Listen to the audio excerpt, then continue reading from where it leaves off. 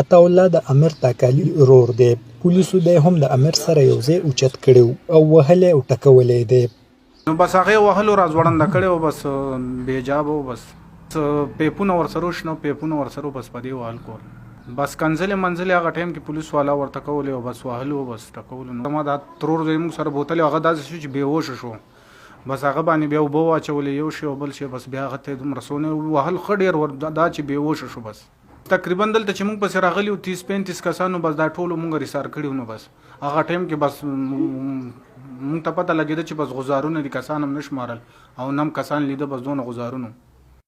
امیر څو ورځې وړاندې په فیسبوک ویډیو خوره کړې وه چې د نشې په حالت یې پولیسو ته کنځل کړي وو. د هغې وروستو پولیس دوی اوچت کړي وو او د وهلو ټکولو وروستو د امیر لوڅه ویډیو په سوشل میډیا خوره شوې وه.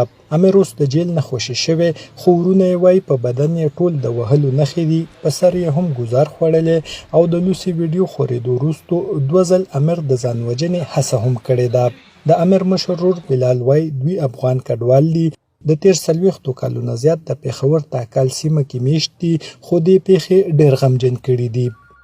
افغانستان کډوالي خو زما خپله پیدایش دلته دی، بلکې تقریبا زما خپله 38 سال عمر دی او زما پیدایش دلته شوی. بل زما 2 مشران نور دي هم خوریان دي، هغې هم پیدایش دلته دی که نه. دا څه شو چې دوی کله اف آی آر کولو هم هغې کې راپسې افغان کډوال ولیکلو، بس ځکه دغه وجې ظلم دومره کو دي وي چې د دې څوک پوښتنې نشته. د امیر د کورنۍ غړي وایي په پاکستان کې د افغانستان سفیر ورسره رابطه کې دی او کورنۍ ته یې د هر قسمه مرستې یقین دهاني ورکړې ده. د امیر لوڅې ویډیو خورېدو پس ځای پر ځای قهرجنې مظاهرې هم شوي دي.